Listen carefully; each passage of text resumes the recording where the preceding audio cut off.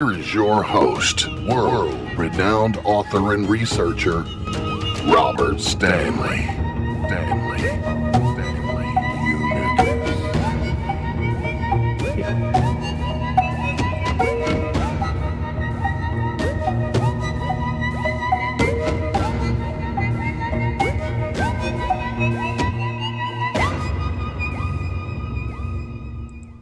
Greetings and welcome to the Unicus Report. I'm your Jedi journalist, Robert Stanley, broadcasting from sunny Southern California on the greatest alternative talk radio station on the planet, the Global Enlightenment Radio Network. It's a privilege and a pleasure to be with you again. I hope you're doing well. I'm fine.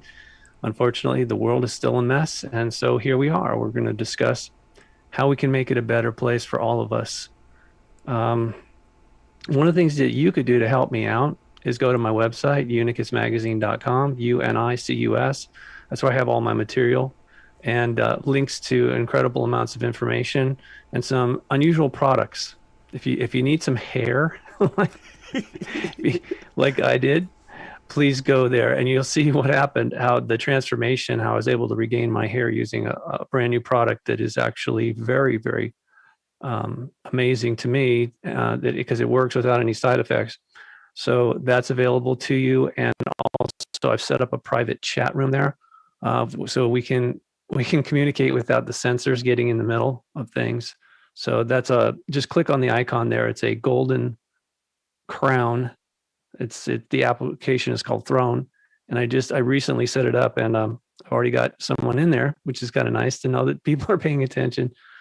So what is today's Tuesday, September 28th.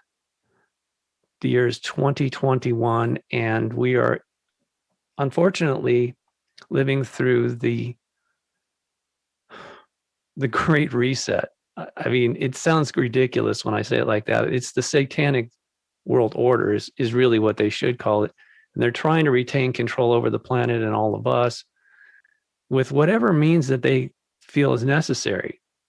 And obviously it's tyrannical. And it's based on a web of lies that they've been telling us about everything: fake news, fake elections, fake medical care, fake finances. I mean, even fake food, a lot of the stuff that is not even real. It's just filler. Doesn't do anything for you. So anyway, one of the things that I've been focused on lately is how to feel from my heart rather than trying to analyze things from my head. And especially in society today, it seems like everybody wants to analyze everything. I mean, I think that's okay, but things have gone out of balance. So one of the books that I'm reading right now that I highly recommend, and I can't give you a copy, but I'll just tell you this. The title is Love Without End. It's truly astonishing that the author claims that she's had personal experiences in modern times with this multidimensional being that we would know as Jesus. And she's a fine artist, and she did an amazing portrait, the most amazing portrait of Jesus I've ever seen. I know everybody's working from their imagination, and you could claim that this woman, Glenda Green, is just making all this up. And I would understand that, but I'm reading actually 3 of her books, and I'm actually looking at this. Hold on, let's see if I can do this. Can I share the screen? Nope. Can you let me share the screen, please? Daryl? Okay, we're good? No? Anyway, we'll get this figured out. Maybe I'll just send it to you now. Now is good? For some reason, it's saying it's disabled. Anyway. You know what I could do? Hang on. I'll just do it this way. This is not the best way, but you'll see what I'm saying. Okay. And this took her like 4 months to do. I think it was 4 months. No, it was 40 days. Anyway, It's an amazing story. Love Without End, Glenda Green. You might want to check that out. Are we good now? Ah, there it You can is. do it now. Thank you. Thank you. Thank you, sir. No, I wanted to do files, desktop. I guess I was just there. Basic desktop. And now you can see my desktop. Let's just do it this way. There. Hopefully you can see that, everybody. It's called The Lamb and the Lion. And I'm going to tell you something. This is the first time I've said this publicly. Daryl and I were talking about it off the air. I'm going to tell you who I really think that is. I think that is Lord Anu of the Anunnaki. And he is undercover in the guise of a mild-mannered shepherd king, when in fact he is the king of the Anunnaki. Okay, so I think somebody just fell out of their chair. Or you just slammed this thing off completely. I don't know. I believe everybody's going to have their own opinion about this, and that's fine. I got a question. Go ahead. What's up, Okay. Daryl? I love the artwork. It looks so. It's good art. I mean, it's a good drawing. Oh, she's a top-notch artist. Yeah, she's one of the best. I love it. I mean, And that's why he chose her to do this. But it wasn't just like he was sitting there. They were having a conversation for all the days that he was there, so that she could capture his full essence as he truly is, not what people think he is. And like I was telling you, when I was reading through the book, there's some passages there. Actually, you know what? I probably can't pull that up right now, because then I'll on the screen. Anyway, the things that he allegedly was telling her is things that he has also told me.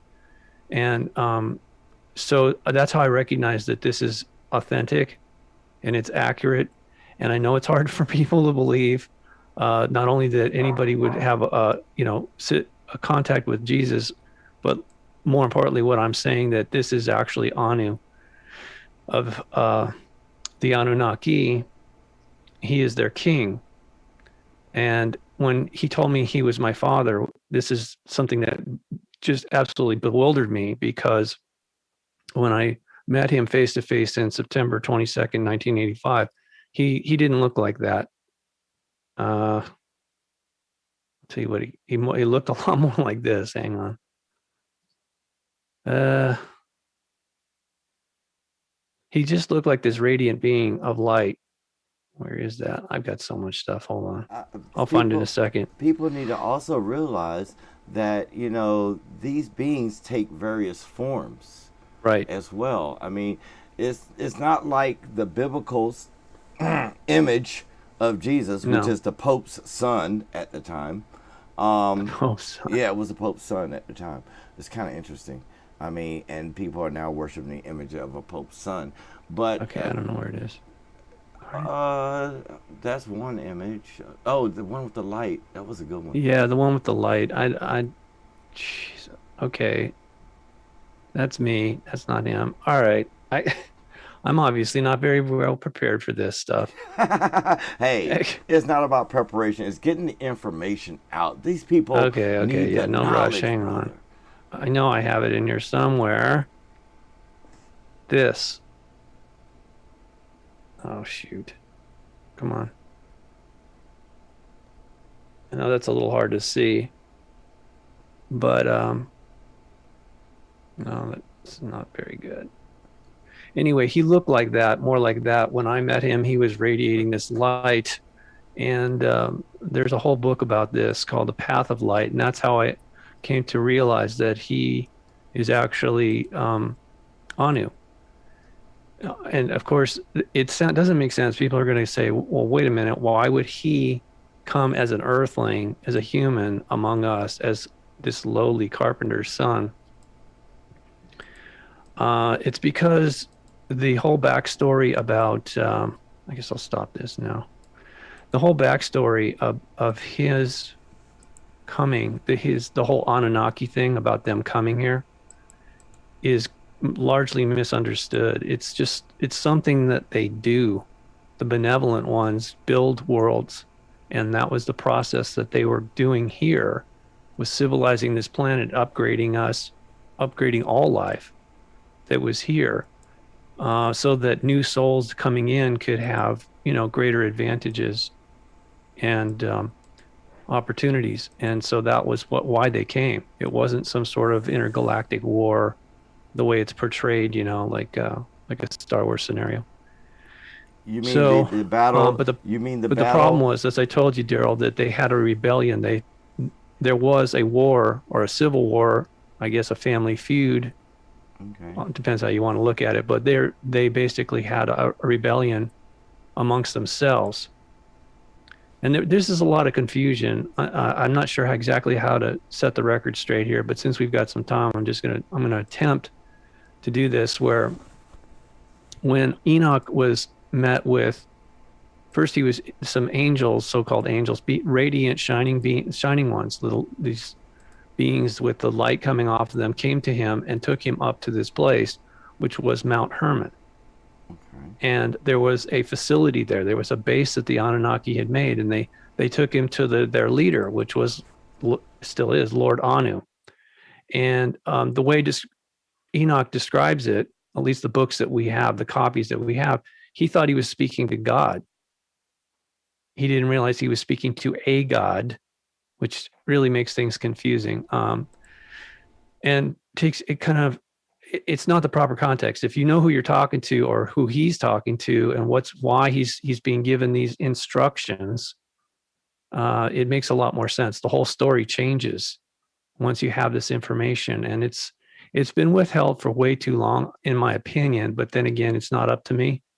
All I know is that when I first met him, I was absolutely bewildered and perplexed by not only the light coming off of him, but when he said, "I'm your father," and it didn't make any sense to me. And only now do I understand he is the father of all the teachers, but he's also the father of the humans, us as we know ourselves. He's the one that initiated the hybrid program. It wasn't Enki. He was the one that authorized that. And again, I know a lot of people who've read Zecharia Sitchin are going to say, "That's wrong, Robert." Sitchin said, well, I don't think you know who Zecharia Sitchin was.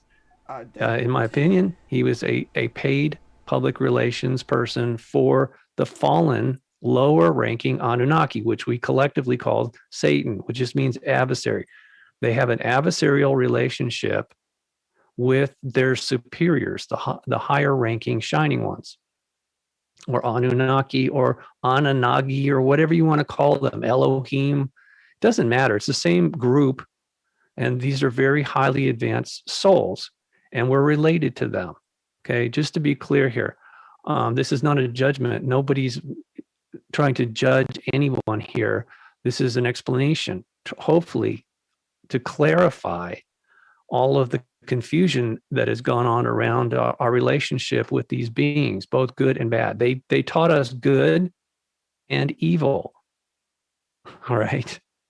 And it's up to us to make a choice. So one of the things, though, about the satanic philosophy or the satanic world order that was established by these lower ranking shining ones, typically we call them the fallen ones, fallen angels, whatever, watchers, is that they came up with this philosophy to really distort our perception of reality, which is there is no such thing as evil. First of all, they said you can eat of that tree, you can learn about good and evil, and you're not going to die. Well, actually, I don't think that was exactly true, but this idea that you can do whatever you want, like Aleister Crowley was saying, do what thou will. It's like the law of the jungle. You do whatever you can get away with, and there's no consequences. Well, that's not the case. That just isn't the case. In the greater scheme of things, there's always consequences. We are all responsible for our actions, the thoughts, the choices we make, and the actions we take are, as far as I know, kept in a permanent record. Some people call it the Akashic record. I don't know if that's an accurate term, but the bottom line is we're all responsible for our own actions. And that's what determines where we go in the future. The lesson plan, the people we meet. I mean, it's all, some people call that karma. I don't really like that term, but I'm just throwing it out there. So the reason I'm telling you all this is because a lot of people that are fundamental Christians are saying that they're expecting Jesus to return based on the book of Revelation. That's fine. You know, I'm not here to try and change anybody's mind. I'm just trying to add to our understanding of, as I said, this is a very complex relationship, both good and evil. So the only reason that Anu or Jesus or whatever, Yeshua, whatever you want to call him, the only reason he's returning is to resolve a problem that was started thousands of years ago. This rebellion not only disturbed them internally, it has completely altered us. The course of humanity's destiny was altered once we started to learn about warfare and other things.